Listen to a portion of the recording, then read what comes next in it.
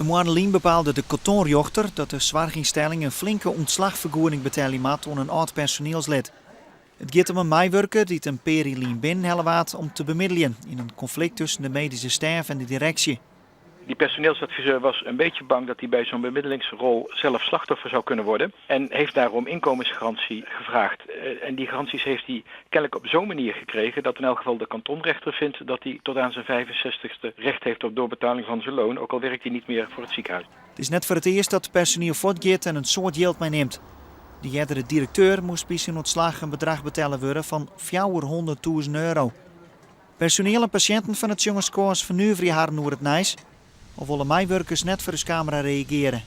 Ik weet dat de interimmers meestal veel geld krijgen, maar die moeten ook hun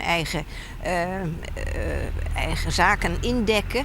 Dus dat is wel zo, maar ik vind in deze tijd voor de zorg, daar kan zo'n bedrag veel beter aan het bed besteed worden. Ik ben apotheker en ik kom hier als apotheker ook wel in het ziekenhuis. Ik bedoel, het geld kan beter besteed worden aan patiëntenzorg dan aan zulke kwesties. Absoluut. Dat komt uit mijn hart. Het bestuur van het ziekenhuis gaat in hoger beroep omdat de regeling onacceptabel wijze zoe. Het is ook niet uit te leggen. Niet aan medewerkers die erg hard hun best doen om voor een heel bescheiden salaris vaak zich in te zetten voor patiënten. Het is niet uit te leggen aan de financiers en het is ook niet uit te leggen aan onszelf. Dat is ook de reden waarom we er ons niet zomaar bij neerleggen en met juristen goed aan het uitzoeken zijn wat we kunnen doen in deze situatie.